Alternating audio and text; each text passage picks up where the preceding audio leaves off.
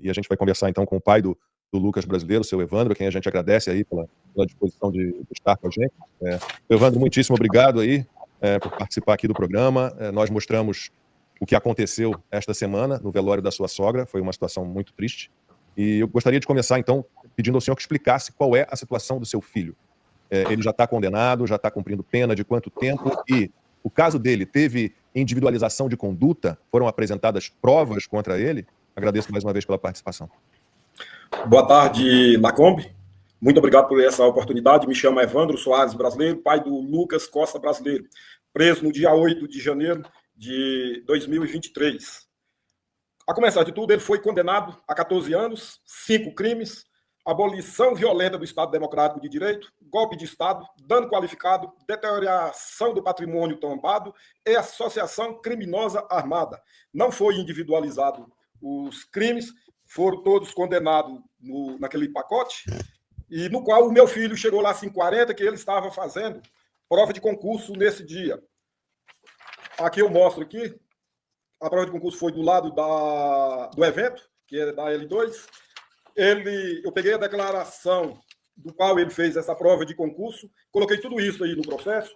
O meu filho é advogado também da OAB, porém a OAB é omissa, suspendeu a OAB do meu filho, entendeu? Então, para isso, desde o 8 de janeiro, isso aí tudo para nós está sendo um pesadelo, um dia atrás do outro. Pode colocar a câmera em mim aqui, produção. Seu Evandro, é muito lamentável o que a gente presenciou. Eu gostaria que o senhor dissesse a oportunidade que o senhor tem para poder falar para toda a nossa audiência, para todo o Brasil. O seu filho foi preso de modo absolutamente injusto e inconstitucional. Eu queria que o senhor comentasse até não só o que eles acusam, mas o que seu filho estava fazendo, o que ele fez, ele como advogado também, e dissesse o porquê que seu filho, primeiro, foi avisado que não poderia ir ao funeral da avó, e em que circunstâncias, por mais que a gente tenha visto as imagens, o seu filho acabou comparecendo ao funeral da sua sogra. Alan, eu vou dar uma resumida aqui, tudo sobre o meu filho, dia 23 até a presente data, no qual, eu já te falei, meu filho foi preso no dia 8 de janeiro, saiu no dia 19 de agosto de 2023, porém, por risco de fuga, voltou à prisão, foi pego na residência dele, a Polícia Federal, buscou ele na Polícia Federal no dia 6 de junho. Logo após isso aí, que levaram ele para a penitenciária, em ele ser advogado e denunciar todos os absurdos, foi agredido pelos 3 policiais penais lá da penitenciária. Eu denunciei no Ministério Público, o Ministério Público julgou improcedente tudo o que aconteceu, e logo após isso, esses mesmos policiais agrediram outro preso, mas esse preso foi preso comum, mas teve óbito, morreu, então o Ministério Público também tem a mão suja de sangue com outros presos, do qual eu relatei esses policiais. Eles repetiram esse fato, mas com outros presos, então eles não levaram nada disso a sério. Agora eles estão afastados. Agora, recentemente, a avó, minha sogra, ela faleceu na segunda-feira. Nós pedimos ao Alexandre de Moraes para ele vir ao velório. O Alexandre de Moraes, ele soltou o documento, ele deferiu o documento, está aqui na minha mão. Meu advogado chegou na penitenciária às 11 horas para tratar desse assunto e ajudar também. Quando foi na terça-feira, por volta de 1h15, a penitenciária soltou um documento que não iria trazer meu filho devido a 120 quilômetros de distância. Não é só de vinda, e de volta. Não tinha viatura e não tinha contingente para isso aí. Quando eu recebi esse documento do meu advogado, eu rapidamente fiz uma matéria, soltei nas redes sociais, inclusive o Marcos Vanucci ajudou bastante nisso aí, que rodou, repercutiu o mundo, e não sei por quê. Também está sendo perseguido, né? Desculpe interrompê-lo, senhor Evandro. O jornalista Marcos Vanucci também está sendo perseguido. Né? O Marcos Vanucci também, amigo meu pessoal, ele foi preso, entendeu? E também está sendo perseguido. Aí o seguinte, quando foi 3h15, que eu tomei ciência disso, soltei isso aí, essa matéria. Quando foi exatamente 3h40, ligaram para o meu advogado, pedindo para segurar o velório, que meu filho ia comparecer no velório. No jeito que ele estava, trouxeram ele, armado fortíssimo, de 30 a 35 policiais, dos quais 5 deles eram paisana, armamento pesado, fuzis, escopetas, spray de pimenta, gases e outras armas. E tinha isso num funeral, né? Caracterizada e uma viatura paisana. Senhor Evandro, desculpe interrompê-lo. O senhor está descrevendo como que esses policiais estavam em um funeral. Positivo. Não, pode continuar, desculpe interrompê-lo, mas é porque as pessoas precisam ter uma clareza. E eu confesso igual que eu falei, tenho dificuldade de tratar do caso, porque Nós estamos falando de uma pessoa inocente que é escoltada com fuzis em um funeral de uma família. Algemada, ele estava algemado e foi proibido de se aproximar dos parentes. E pela Foi descrição uma dele... mega operação para pegar um traficante e um bandido de alta periculosidade. Mais ou menos, nesse aí, todo mundo se sentiu intimidado em ver todos os policiais, constrangimento total. A minha sogra, do qual ia ser velada às 16 horas, foi ter que segurar para poder ser sepultada às 17h30, que meu filho era para estar lá de 2 horas, conforme o documento, até às 16h30. Meu filho chegou lá às 18h42, ficou 5 a 10 minutos no velório, foi retirado de novo pelos policiais e voltado pela penitenciária. É tanto, se vocês verem, a roupa dele está toda suja, porque no jeito que ele estava lá dentro da penitenciária, pegaram ele, colocaram dentro, ele veio de sandália e algemado. Vocês veem o fundo da roupa, vocês veem todo sujo de terra. Não deu tempo nem de se compor, igual foi feito o Lula na época que ele sepultou o neto. Seu Evandro, e os advogados, eles estão falando de possibilidade de ter uma prisão domiciliar para o Lucas ainda? Como que está essa perspectiva, né, daqui para frente em relação ao Lucas?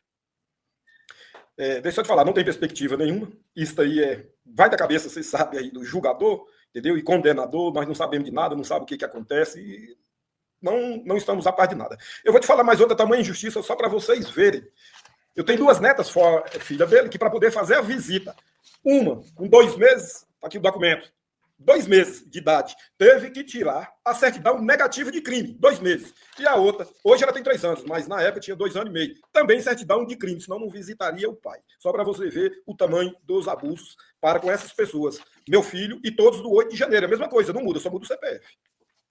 Esse é um ponto importante que ele está colocando, que a gente tende, no dia a dia, acompanhando as notícias e comentando sobre os líderes, né? Olha, o juiz fez isso, o Ministério Público fez isso, mas a gente não pode esquecer que, até pela própria descrição, nós temos uma pletora de funcionários públicos tomando medidas que parecem que às vezes não foram nem solicitadas, mas é feito um acréscimo nessa tortura, é feito um acréscimo na maneira do trato, a maneira como está lidando, absolutamente desnecessária, mas parece que é aquele empenho de alguém querendo mostrar um serviço, de falando, olha, contem comigo, contem conosco, nós vamos dar continuidade. Então eu sempre gosto de lembrar que não são só os líderes, não só. A gente, o dia que for reformar esse Brasil e a gente entrar numa nova fase, a gente vai precisar rever o funcionalismo público brasileiro, porque a disponibilidade dessas pessoas de continuarem fazendo essas maldades e fazendo isso com esses requintes de uma certidão para uma criança de antecedentes criminais, absolutamente desnecessário.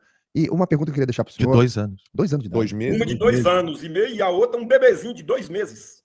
Perfeito. Isso é mais do que irracional, cara. Isso é monstruoso. É bom deixar claro que isso já não é mais uma questão de uma pessoa fria. Não, isso é uma pessoa com problemas mentais. Tem prazer. Não é cabível, dentro do convívio social e racional, humano, saudável, você ter de apresentar antecedentes criminais de uma criança de 2 meses de idade. Você precisa internar essa pessoa. Não é possível. De 2 anos já é um absurdo, de 2 meses é mais do que absurdo. Não é concebível. Você não tem como conversar isso com ninguém de nenhum país civilizado do planeta e dizer que uma criança de 2 meses de idade precisou de antecedentes criminais para o pai poder vê-la. E eu peço que vocês não fechem os olhos a essa dor. A dor do seu Evandro, do seu filho. Não fechem os olhos para isso, porque se vocês fugirem e tirarem os olhos de vocês, gente, isso aqui me faz mal, vocês vão entrar no entretenimento. Quando eu falo entretenimento, não é só entretenimento de ver risadas, eu várias vezes preciso ver algum entretenimento. Estou dizendo nesse exato momento. Fixem os olhos na cruz dessa família. O Alan, só fazer uma observação. É igual eu te falei, só muda só o CPF. Mas isso é com todos. Com todos Sim. Os presos do 8 de janeiro é a mesma coisa. Só muda o CPF. Só que eu não abaixo a cabeça para o sistema. Eu apareço na rede da direita, inclusive o espaço agora que você me deu, e o Lacombe, todos, muito obrigado. Estou aí em rede nacional. Então, agradeço isso. Mas muita gente se cala com medo do sistema. Eu não me calo. Valdelino.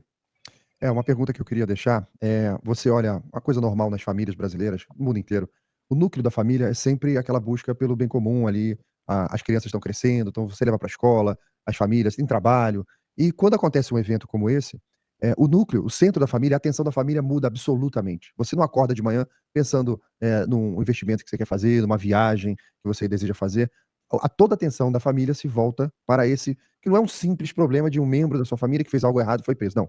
Isso mexe com a família inteira, porque diante do país, diante do planeta, da família, todo mundo está vendo aquela irregularidade, aquela injustiça sendo feita contra um inocente. Eu queria saber do senhor como que está a família como um todo diante dessa situação? Ó, eu só vou falar aqui para vocês que nós não estamos bem. Nós estamos na paz do Senhor Jesus Cristo. Ele que nos dá força.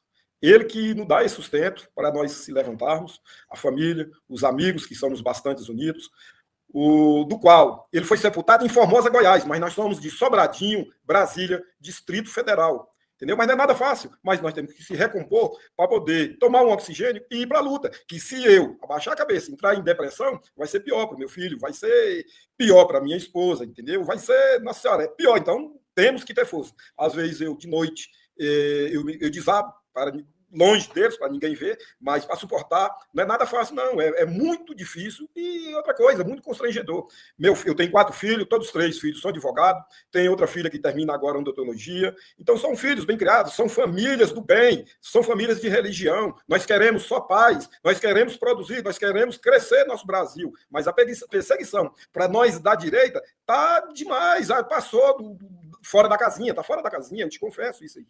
E é isso que me chama a atenção. Você tem uma família comum, né? São uma família como qualquer outra do Brasil, né? Uma família de pessoas de bem, trabalhadoras, pessoas que querem o bem do país, sofrendo uma espécie de tortura psicológica, violação de direitos fundamentais, porque você vê o tempo inteiro a esquerda falando de direitos dos bandidos, né? Direitos dos bandidos. E não, porque tem que ter a audiência de custódia, tem que ser assim, né? Tem que ter a saidinha. Na saidinha ninguém é escoltado. Você já viu o pessoal sendo escoltado? Mostramos ontem aqui, o Lula não foi praticamente escoltado para ir ao velório de um neto, nem lembro qual foi o velório. Ele foi de terno e gravata, foi de helicóptero. Sem algema. Sem algema, de helicóptero, terno e gravata. E mostramos a chegada também ontem aqui, ele num carro, para fora da janela do carro, se é para ir. Ele foi. Veja se você compare estas imagens. O Lula estava preso neste momento, com as imagens do Lucas brasileiro no velório da avó. É algo, né? Desculpa, Max, mas é algo. Não é isso, é uma tortura psicológica. É feito para intimidar, é feito para ter esse. E isso não é justiça. Isso não é justiça. Tá? Então, saiba que a gente reza, viu, seu Evandro, por você, pela sua família, pelo Lucas. Eu vou falar outro caso aqui também. Quando saiu a condenação dele, que levou de um presídio para o outro, que tudo é no complexo, mas tem presídios diferentes, e que ele foi condenado a 14 anos, aí o que acontece? Colocaram ele em uma viatura. O outro policial falou, é esse aí, você dá o tratamento que merece. Isso aí eu denunciei também no Ministério Público. E o que eles fizeram? Colocaram um gás de pimenta dentro da viatura, com meu filho fechado, acionaram esse gás. Só tiraram quando eles quiserem. Aí meu filho, já desmaiado, um dos policiais ainda falou, não, você não precisava ter se preocupado, nós sabemos o tanto que vocês suportam isso aí. No Ministério Público eu falei isso aí lá para a diretora, e a diretora ainda deixou bem claro e falou, esses presos não são presos do Estado, eles são presos do Alexandre de Moraes. Seu Evandro, eu não quero explorar a dor da sua família, mas eu queria só que o senhor falasse um pouquinho sobre a relação do Lucas com a avó, como era, e como que essa avó aguentou aí os últimos momentos, tendo um neto preso injustamente e ilegalmente. Lacombe, é o seguinte, a relação do meu filho com a avó é desde bebezinho. Era coisa que pegava todos eles, não só meu filho, como todos os netos dela, bisnetos, entendeu, no colo. Minha avó, a minha sogra, faleceu com 86 anos. O que veio adiantar esse falecimento da minha sogra, dona Joanice, foi exatamente a angústia. Ela não aguentava, entendeu? Então, é o seguinte, era aquela convivência, assim, de Nossa Senhora, família, você sabe como é que é, vó? Então, desde criancinha, adulto, nós moramos, vizinho dela, é tanto minha esposa, comprou uma casa do lado para dar um suporte para a mãe dela, no caso, a avó dele, entendeu? E ele tinha essa relação aí de volta e brincando, os amigos, ela colhia, fazia almoço, fazia janta para eles, festinha para os netos faziam festa para ela o tempo todo, levava aquela avó pro show, levava ela para todo show que ela gostava, sertanejo, entendeu? E tudo isso aí foi cesseado pro meu filho depois do 8 de janeiro de 2023. Foi a perca dos dois lados e uma angústia maior para uma senhora de idade que faleceu com 82 anos. Isso aí só veio antecipar que ela era lúcida, forte, entendeu? Uma senhora guerreira, ela não tinha um mal nem na unha. Bom, a gente agradece muitíssimo. Não sei se a Alan quer deixar uma mensagem para o seu Evandro e para todo mundo que está aqui acompanhando. Eu estou acompanhando aqui o chat, claro, está todo mundo mexido, emocionado, porque é uma situação, não há nada que revolte tanto quanto a injustiça, quanto a isso, acho que ninguém tem dúvida. E nós mandamos aqui um abraço grande para o senhor e para toda a família e nos colocamos aqui à disposição, na medida do possível, que nós pudermos fazer aqui, conte conosco. E força, a gente espera sinceramente que algo aconteça e que não demore muito, para que todas essas pessoas do 8 de janeiro, todos esses inocentes, injustiçados, né, que eles tenham algum tipo de reparação em algum momento, a liberdade primeiro e algum tipo de reparação posterior, ainda que não vá, claro, cobrir tudo isso que a sua família está passando. Eu agradeço muitíssimo, receba aqui a nossa força. Muito obrigado. O que eu espero hoje e anseio é a liberdade. Não só para meu filho, mas a liberdade para todos. Aqueles que estão exilados em outros países, na Argentina, estão sofrendo também bastante. E te passar, quando meu filho saiu, a única coisa que meu filho teve a oportunidade de falar, na saída dele algemado, a paz do Senhor que esteja convosco. Amém. Amém. Muito obrigado, seu Evandro. Conte sempre com a gente aqui, tá? Muitíssimo obrigado. O seu Evandro mostra o Brasil profundo, né? Raiz. Né? E nos dá esperança, né, Não de é- ver o povo brasileiro tão Que não é, resiliente, não né? é o Brasil da novela, não é o Brasil dos Isso aí. filmes que são financiados por esse conluio de monopólios, não é o Brasil dos noticiários, é o Brasil real, que é o Brasil de fé, o Brasil que ama, tem um relacionamento dentro do lar tão forte, né, a ponto de não ser enfraquecido mesmo em situações gravíssimas, né? Então,